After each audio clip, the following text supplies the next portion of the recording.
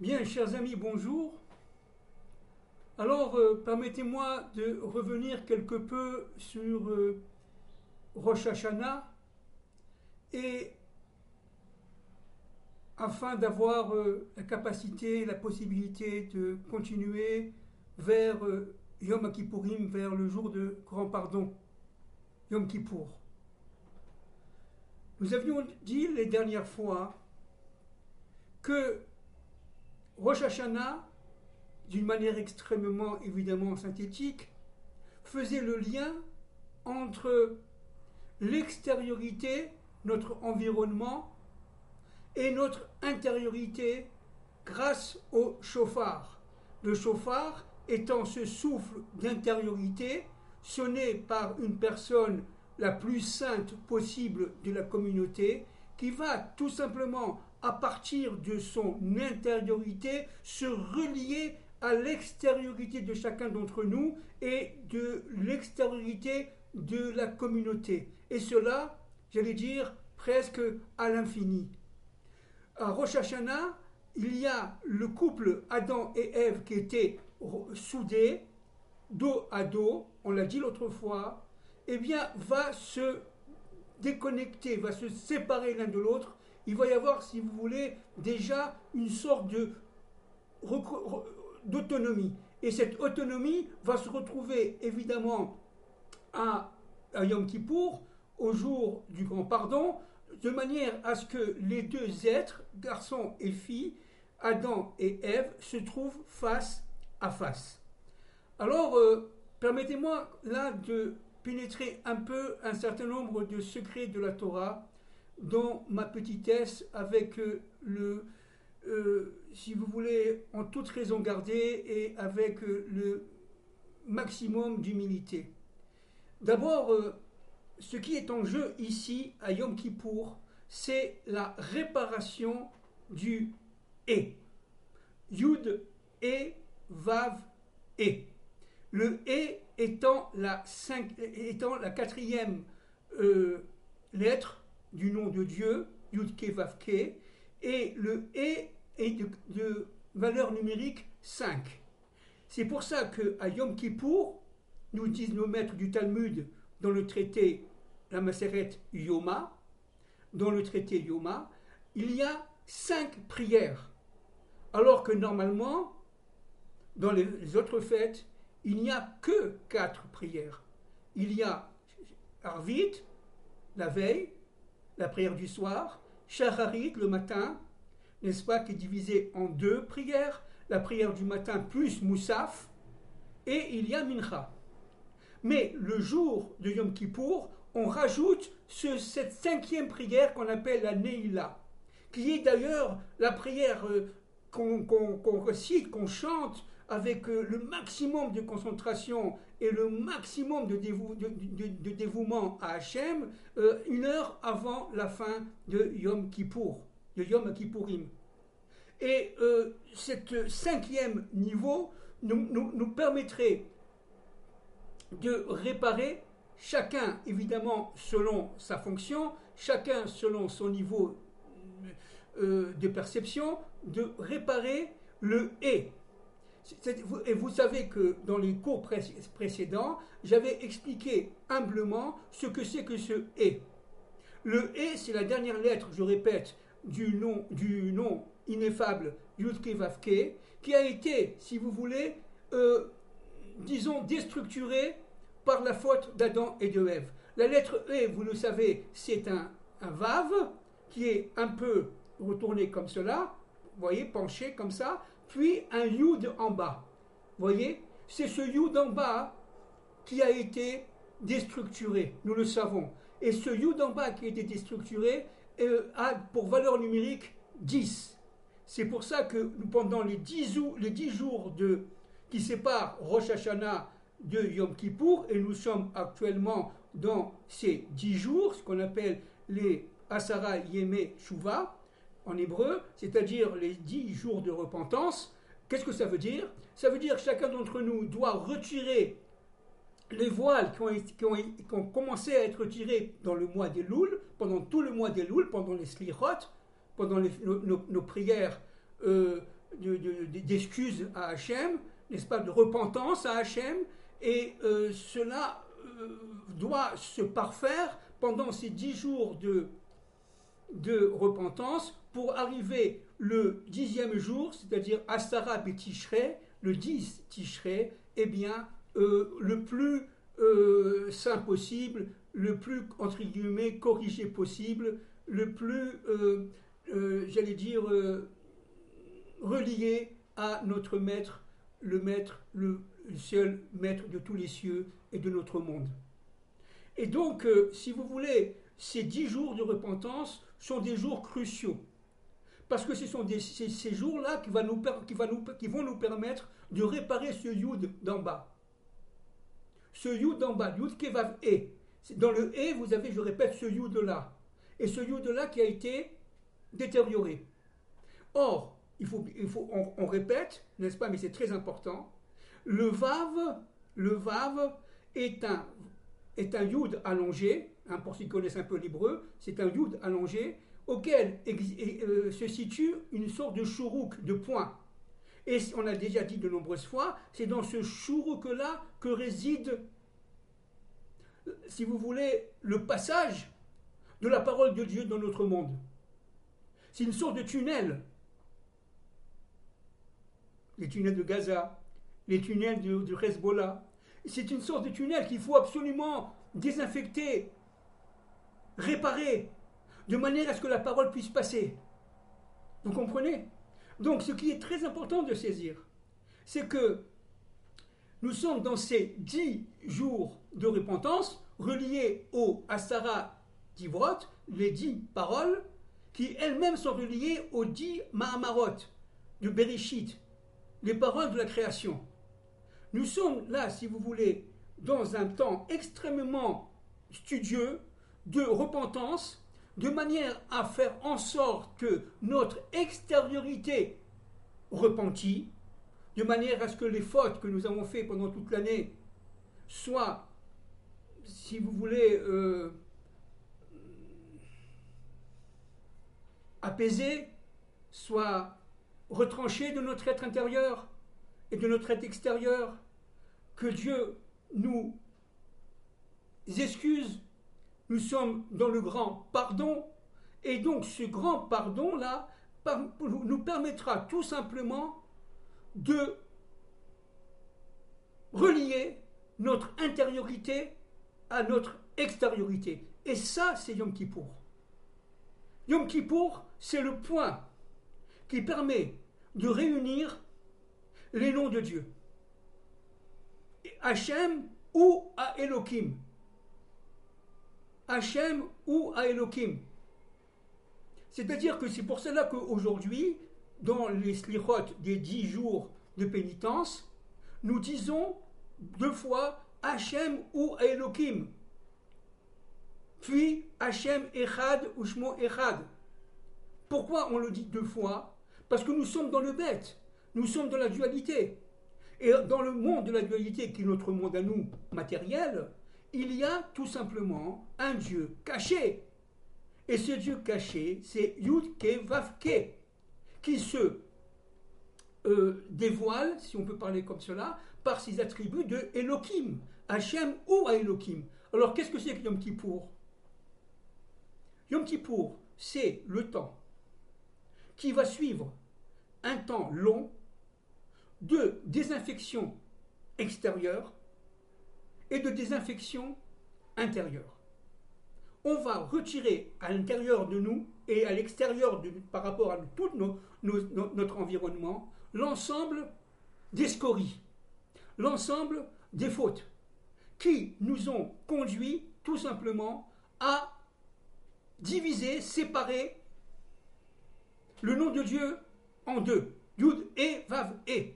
C'est la faute d'Adam Arishon, c'est la faute d'Adam et de Ève. Alors, ce qui est très important là aussi de saisir, c'est que, en fait, cette division, cette séparation, n'est-ce pas, des noms de Dieu, Yud et Vav et, Ya, vous voyez, Yud et c'est Ya, eh bien, va entraîner l'exil, non seulement l'exil d'Israël, qui va vivre sa propre exil, mais aussi, et surtout même, l'exil des nations. Parce que s'il y a eu un Yom Kippour d'Israël pendant des milliers d'années, et c'est écrit dans la Torah, il y aura un Yom Kippour des nations. C'est-à-dire une sorte de grand pardon pour les fautes commises par les nations. Mais, dans la parachate à Azinu, vous voyez, je vous prends la paracha en français, la voix de la Torah, du livre de notre maître, le célèbre Zichrono Libracha Elimunk, dans le Deutéronome, la voix de la Torah, le Deutéronome, à la page 339, regardez ce que dit Dieu par l'intermédiaire de Moïse. Au psukim 40, 41, 42, 43, je vais citer et je vais essayer de commenter quelque peu par rapport à Yom Kippour. Oui, dit Dieu, j'enlève la main au ciel et je dis, par ma vie éternelle, j'aiguiserai l'éclair de mon glaive. Ma main empoignera la justice. Je tirerai vengeance de mes ennemis. Je paierai de retour ceux qui me haïssent. C'est Dieu qui parle, par l'intermédiaire de Moïse. Je paierai de retour ceux qui me haïssent. J'enivrerai de sang mes flèches, et mon épée se repaîtra de chair. À cause du sang des blessés et des captifs, pensez aux captifs de Gaza aujourd'hui, n'est-ce pas? À cause du sang des blessés et des captifs, à cause de la première brèche de l'ennemi. Ce qui s'est passé le 7 octobre, aujourd'hui c'est le premier anniversaire de ce jour terrible qui était le 7 octobre 2023. Aujourd'hui nous sommes le 7 octobre 2024. Eh bien, regardez ce que dit Dieu là. À cause de la première brèche, le Hamas a essayé d'ouvrir une première brèche en Eretz Israël. La première brèche de l'ennemi. Regardez ce que dit Dieu, je continue. Chantez, nation, son peuple, car il venge le sang de ses serviteurs. Ça veut dire d'Israël. Il exerce la vengeance contre ses ennemis et apaise son pays, son peuple. Fin de citation. C'est la Torah, n'est-ce pas, que nous avons reçue par Moïse au mont Sinaï. La situation est très claire. Que se passe-t-il aujourd'hui par rapport au Yom Kippour? Avant d'arriver à ce Yom Kippour, à cette kapara, c'est-à-dire à ce grand pardon, à cette réparation, parce que le grand pardon est un mot français qui ne correspond pas, en fait, à la section hébraïque. Juste un mot là, le grand pardon, c'est je pardonne les fautes. Mais ça, c'est le premier niveau. C'est le premier niveau. Il s'agit de la kapara, en fait. Ça veut dire de la réparation. De quoi? De la faute d'Adam et de Ève. Ça veut dire que c'est une réparation universelle. Il s'agit de réparer tout simplement la faute universelle. Et comment la réparer? Tout simplement en réparant le yud et le vav qui fait partie de ce qu'on appelle la lettre E, qui font partie, de la lettre E. Et pour la réparation, il nous demande à nous, d'abord, peuple d'Israël, puis dans un second temps, les nations descendants d'Adam et de Ève, de se mettre en prière, de se mettre en grande concentration, de manière à pouvoir, en toute utilité, en toute efficacité, en toute, j'allais dire presque sainteté, de pouvoir réunir les noms de Dieu. Parce que dans Yom Kippour, le Hachem ou Elohim, le ou joue un rôle fondamental. Et pour ceux qui connaissent un peu l'hébreu, qu'est-ce que c'est que ou? Ou c'est formé de 3 lettres, le E, le Vav et le Aleph. Il s'agit de passer de la lettre E par le Vav à l'unité. Le Aleph étant l'unité. Le Vav étant la lettre qui fait le lien entre le ciel et la terre. Et bien pour que le Vav soit pleinement efficace, il faut tout simplement dégager les scories, dégager les obscurités que notre ennemi a mis dans ce chourouk. Vous vous rappelez, on en a parlé souvent les dernières fois, et de manière à ce que véritablement la parole puisse passer. la parole de Dieu puisse passer à travers le Messie, fils de David, bien entendu. C'est-à-dire que là, nous sommes tout simplement en train de réparer la faute d'Adam afin de réunir Hachem et Elohim. Elohim étant le monde, on le sait, les attributs divins du monde qui est le nôtre, les lois de la nature, toutes les lois scientifiques, les lois économiques, les lois sociales, les lois médicales, tout ce que vous voulez, biologiques, etc., physique, tout ça, ce sont des lois créées par Dieu et par Dieu seul, qui ont été, au fil des siècles, découvertes, entre guillemets, par nos savants, qui eux sont des envoyés d'Hachem, bien entendu, mais derrière cela, il y a un plan. Derrière l'extériorité du monde d'Elohim, il y a un plan d'intériorité qui est le monde de Yud-Ke Vav-Ke. Donc, qu'est-ce que c'est que Yom Kippour? C'est tout simplement le ou, Hachem ou à Elohim, c'est-à-dire le passage par le Vav du Dieu un maître de l'histoire caché et sa révélation dans le monde qui est le nôtre. Dans le monde qui est le nôtre.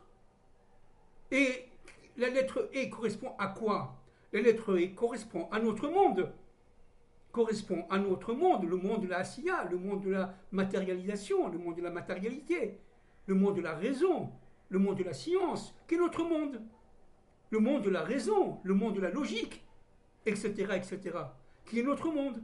Mais Hachem ou Elohim, qu'est-ce qu'on veut dire? On veut dire, attention, dans notre monde, qui nous paraît logique, etc., oui, il y a la logique, absolument, à 100%, il y a la logique, il y a la raison, c'est juste, mais derrière cette logique, derrière cette raison, il y a un plan, il y a une volonté. Hachem ou Elohim. Vous voyez? C'est-à-dire qu'en fin de compte, pourquoi on dit Hachem ou Elohim? Parce que Hachem, c'est l'intériorité d'Elohim. C'est un Dieu caché.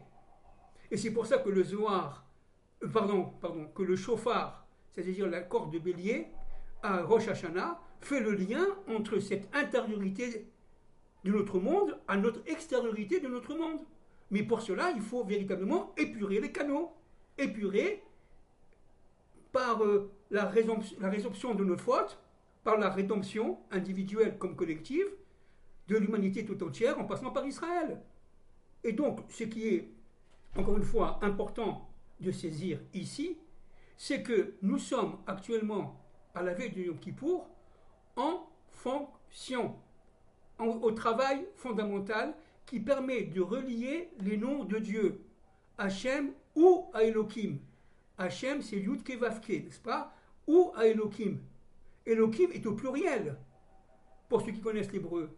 C'est-à-dire que véritablement, Hachem, qui est le un, le seul maître de tout, l'unité parmi l'unité, qui domine tout et qui se suffit à lui-même, il n'y a pas d'autre Dieu au-dessous et en-dessous de lui, toutes les forces lui sont inféodées, toutes les forces lui sont inféodées, toutes les forces de la nature et de l'extra-nature, si vous voulez, lui sont inféodées. C'est pour ça que Yom Kippour est le jour où la Bina, ça veut dire le monde de la surnature, le monde qui dépasse, j'allais dire l'entendement, qui dépasse la matérialisation de l'histoire, qui dépasse la logique, le monde de la surnature qui dépasse la logique et le monde de Yud-Ke Vav-Ke. Vous comprenez? Donc, mais il se trouve où ce monde-là? Il se trouve caché derrière notre monde. Derrière notre monde, qui est le monde, selon les kabbalistes, de la Asiya, ça veut dire de la faisabilité, le monde de l'action. Derrière le monde de l'action, il y a un plan. Il y a une volonté. En fin de compte, qui nous dirige et qui dirige tout. Dans le monde de l'action, on a le libre arbitre, bien sûr, à 100%, mais dans le monde qui dirige tout, il n'y a pas de libre arbitre. Il n'y a pas de libre arbitre. Dans le monde du Yud-Ke Vav-Ke, il n'y a pas de libre arbitre. Nous sommes ses esclaves, nous, juifs et non juifs. Mais c'est esclaves, si vous voulez, selon une assertion noble. Et nous sommes aussi ses enfants, nous, les fils d'Israël. Et l'humanité entière, ce sont ses enfants d'ailleurs. C'est-à-dire qu'en fin de compte, ce qui est très important de saisir, c'est que Dieu nous veut que du bien. Maintenant, revenons à ce qu'a dit Moïse, notre maître, dans la paracha à Azinu. À la fin des temps, Akadosh Baruch Hu va juger. Il va y avoir une sorte de Rosh Hashanah de l'histoire, le jour du jugement, d'une justice implacable. Parce que le monde, les nations, se trouvent dans le monde de la justice, se trouvent dans le monde de l'extériorité. Cette haine qu'elles ont d'Israël, eh bien, cela tout simplement explique leur extériorité et leur place dans le plan d'ensemble. C'est-à-dire qu'en fin de compte, chaque nation, chacun d'entre nous, juifs et non-juifs, se trouve à sa place, on l'a déjà dit l'autre fois, à la veille de Yom Kippour. Et il va y avoir une sorte de justice extrêmement dure. On a vu les flèches remplies de sang, etc. On a cité la Torah, là, à Azinu, où Dieu va se venger, parce que les ennemis d'Israël, ce ne sont pas les ennemis d'Israël, ce sont les ennemis de Dieu. Et donc, ils font des actes absolument monstrueux. Ce qui s'est passé le 7 octobre 2023, c'est absolument monstrueux, ça dépasse l'imagination, ok? Démembrer des femmes, les violer, les démembrer, les couper en morceaux, c'est pas humain. C'est pas humain. Alors quand vous voyez qu'il y a des associations dans le monde qui sont pour ce genre de monstres, eh bien le jugement de Dieu va être terrible. Va être terrible. Pourquoi? Parce que tant que ces gens, s'ils ne font pas le chouva, on y reviendra tout à l'heure, eh bien, ça veut dire le retour vers leur Dieu, eh bien, n'ont aucun avenir dans ce monde, ni dans les autres mondes d'ailleurs. Ils n'ont aucun avenir. Il faut qu'ils prennent conscience de leurs responsabilités. Vouloir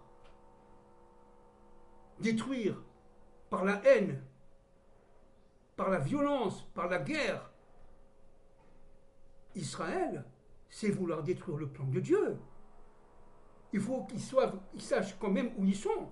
Et Dieu est en train de mettre les choses, chacun à son niveau et chacun à sa place. Et donc le jugement va se faire d'une manière imminente. On n'a pas de date, on n'est pas prophète, bien sûr, mais ça va se faire d'une manière imminente, sous nos yeux, à notre génération, où Dieu va intervenir directement dans l'histoire. Et ce qui se passe aujourd'hui avec l'Iran, l'Iran a attaqué Israël, a envoyé plus de 180 missiles, notamment hypersoniques et balistiques. Bon, évidemment, cela ne restera pas sans qu'il y ait intervention divine.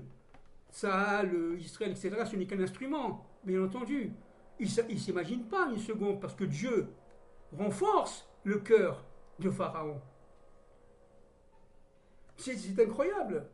Comment des personnages soi-disant aussi intelligents à la tête de leur peuple, des ayatollahs, qui se disent intelligents, qui se disent tout simplement croyants, ils voient qu'Israël, on ne peut pas l'atteindre. Ils voient que les missiles qu'ils ont lancés n'ont pas fait un mort, à part un malheureux arabe ce qu'on appelle arabe de Jéricho, n'a pas fait un mort chez nous, et cela depuis toujours.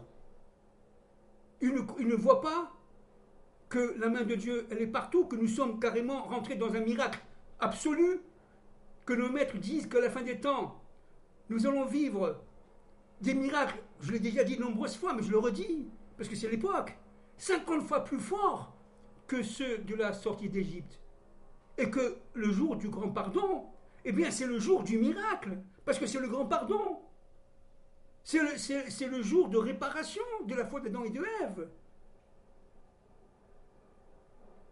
Où véritablement, Dieu va pardonner les fautes d'Israël, mais va aussi pardonner les fautes des nations. Mais attention, on parle des nations qui ont fauté, qui descendent d'Adam et de Ève et qui ont cette lumière intérieure, qui sont la capacité de tchouva. Alors qu'est-ce que c'est que la tchouva? La tchouva, qu'est-ce que c'est? Pourquoi on dit les 10 jours de tchouva, les 10 jours de prière qui permettent d'arriver à la rédemption? Qu'est-ce que c'est que la tchouva? La tchouva, ce sont des forces qui sont en nous, qui viennent d'ailleurs de l'extériorité et qui permettent à notre émouna, c'est-à-dire à notre, j'aime pas ce mot, mais enfin je le dis en français, à notre foi, de dépasser les montagnes, de briser toutes les forces d'obscurité ennemies, de les anéantir de manière à atteindre la divinité qui est en nous.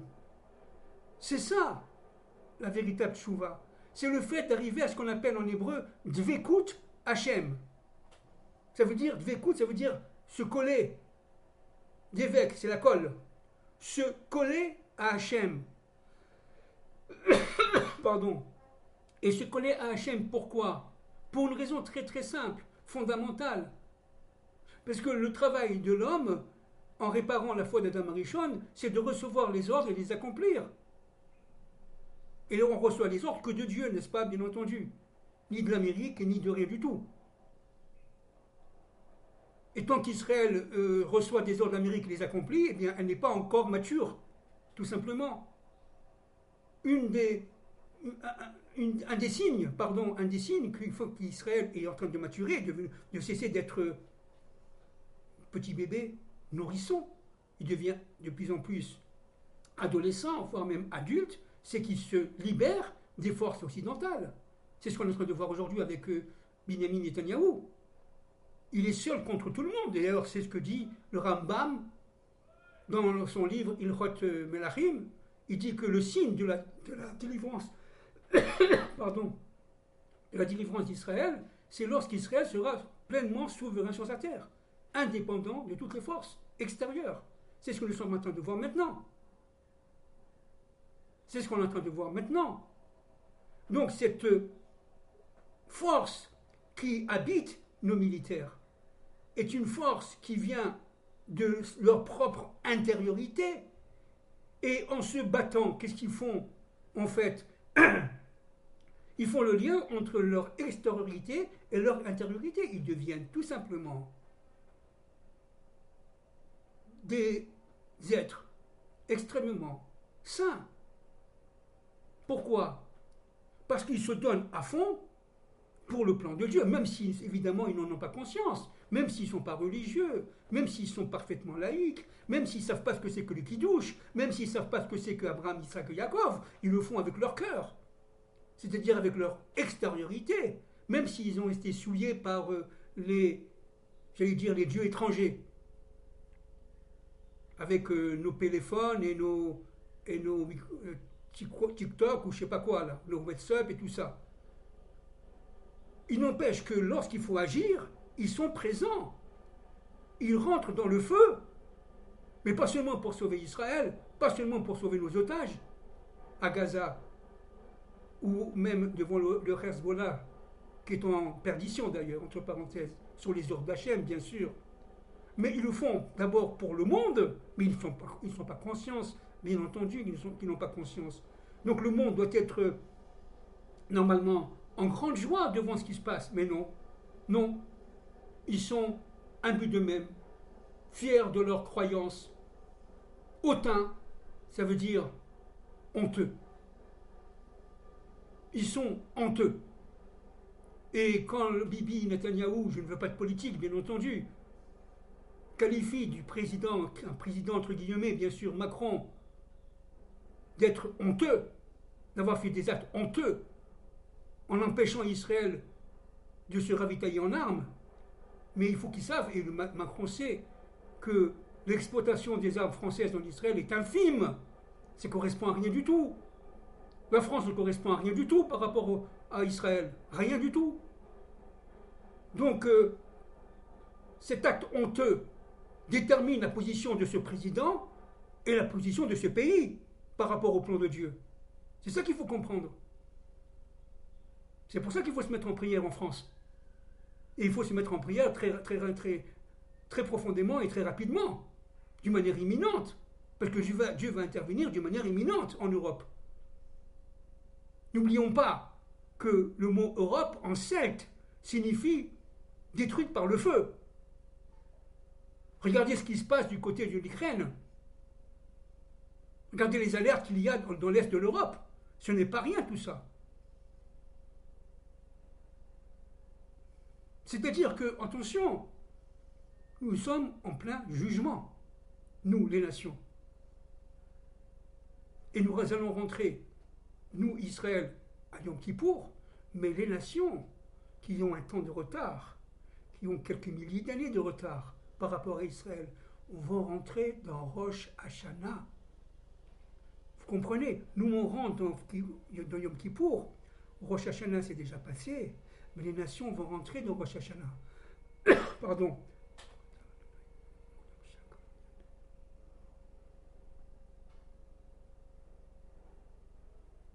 Et nous savons qu'est-ce que c'est que Rosh Hashanah. C'est d'abord la justice de l'extériorité. C'est le grand jugement. Les nations vont être jugées, et c'est maintenant. Bien entendu, on n'a pas le temps. Bien entendu, on n'est pas prophète. Mais c'est maintenant. C'est-à-dire, c'est une question vraiment de temps très court. Pourquoi? Parce que, en rentrant, nous, peuple d'Israël, en terre d'Israël, à Yom Kippour, nous dépassons le temps. Nous dépassons le temps. On est, quelque part, hors temps. On sort de toutes les limites du temps. Et j'allais dire même de l'espace, pour ceux qui sont à Jérusalem. C'est-à-dire que on devient inattaquable. Et Dieu renforce le cœur de Pharaon. Un de nos maîtres dit une chose très intéressante. Comment Pharaon, qui était très intelligent, très cultivé, très bien informé par ses sorciers et par toutes sortes d'espions qu'il avait et d'experts, il a vu la mer s'ouvrir, les fils d'Israël rentrer, et il n'a pas jugé du fait que c'est inexplicable, c'est irrationnel, une mer qui s'ouvre et qu'il y a quelque chose qui le dépasse. Si intelligent soit-il, mais à ce moment-là, dit notre maître, il était arrivé à une bêtise totale. À la fois très intelligent et à la fois futile, très bête. C'est exactement ce qui se passe avec nos ayatollahs du coin.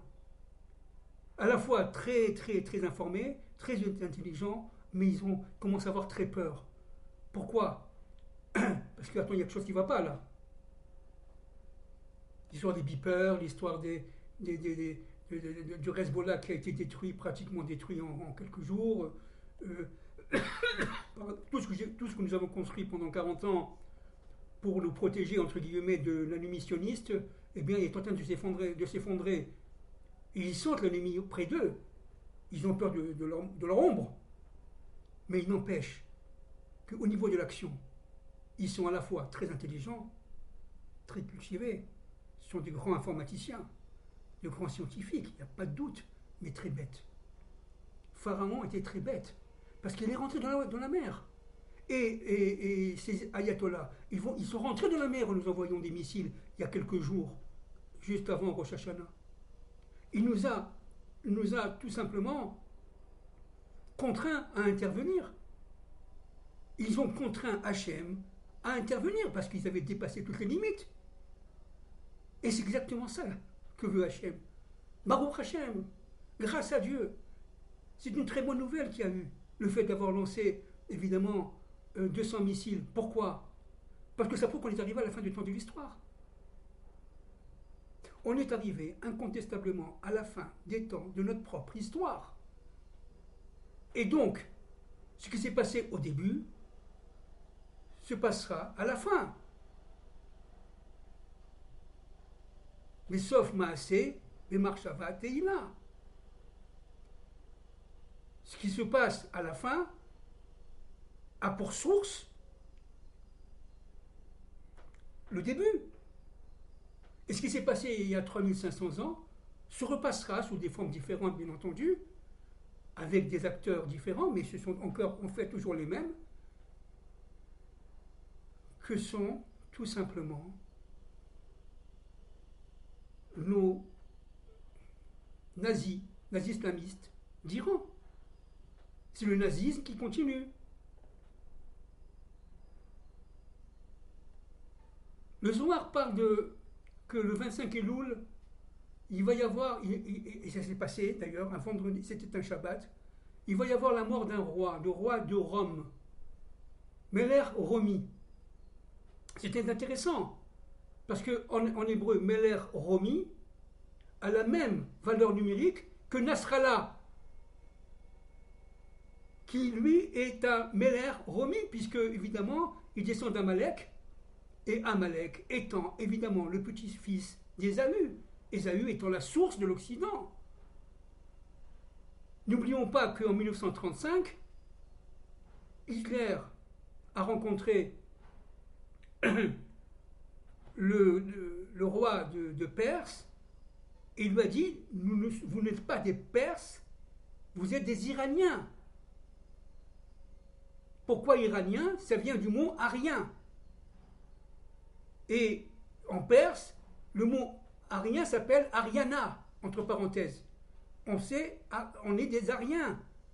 Ça veut dire que vous êtes carrément des descendants de l'Allemagne, qui se disait Ariens.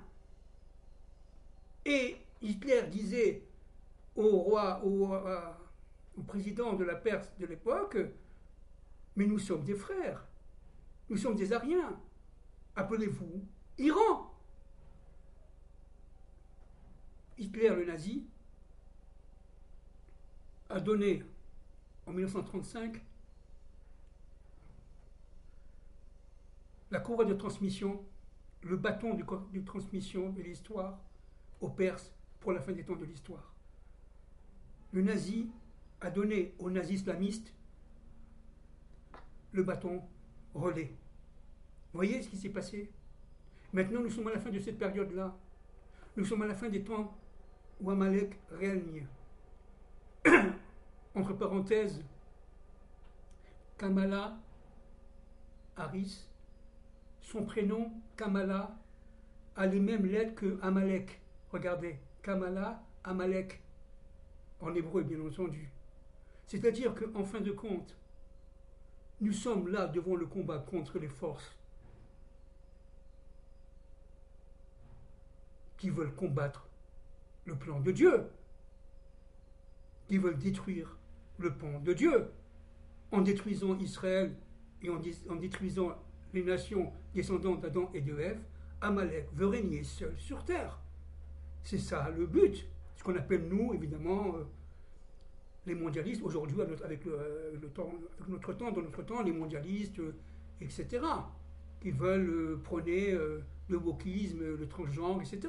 C'est-à-dire on est dans un monde de Sodome et de Gomorrhe. Voilà.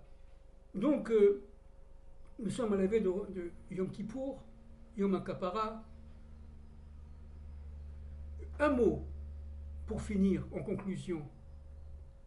Yom Kippour est relié directement à Purim. On dit à Yom Kippourim.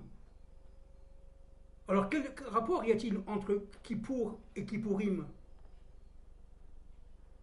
Purim, c'est-à-dire toute l'histoire de Esther à Malka avec Assuérus et Mardoché, Mordechai en hébreu, est relié directement à Yom Kippour.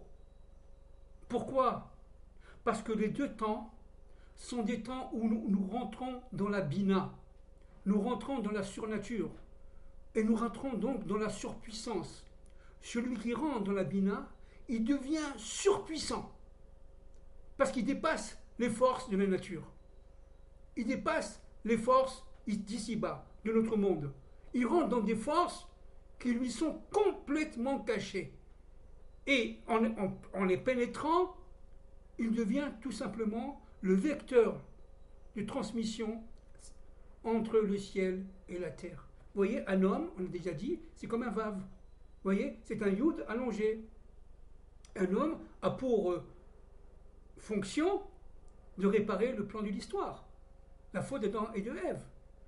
Et en réparant la faute d'Adam et de Ève, il va faire tout simplement ressurgir le Dieu caché, qui ne sera plus caché derrière les méandres de la matérialité, qui sera tout simplement dévoilé. Donc je vous souhaite pour les Juifs un très bon Yom Kippour. Que Dieu vous protège. Pour les non-juifs, je vous souhaite que du bien, que Dieu vous protège aussi. S'il y a eu un Yom Kippour d'Israël, il y aura un Yom Kippour des nations. Aujourd'hui, je répète, les nations sont au niveau de Rosh Hashanah, donc elles vont être jugées. Et seules les personnes et les pays qui ont été avec Dieu seront sauvés, seront protégés, individuellement comme collectivement. Il va y avoir le grand jugement, et ce grand jugement va donner, si vous voulez, ouvrir les portes, donner naissance à Yom Kippour, c'est-à-dire carrément le grand pardon, la grande réparation, le fait où chacun d'entre nous, à partir d'Israël, par l'intermédiaire d'Israël, juifs et non-juifs, vont se raccrocher à la divinité. Et donc il s'agit évidemment d'une histoire sainte, d'une dynamique complète de l'histoire, dominée par un plan qui est le plan divin. Je vous salue, je vous embrasse tous. Que Dieu nous protège. Soyons solidaires. Soyons optimistes malgré tout. Soyons ensemble. Formons l'unité à l'intérieur du peuple juif, à l'intérieur d'Israël et entre Israël et les nations. Formons l'unité. Nous faisons partie d'une même famille. Merci beaucoup.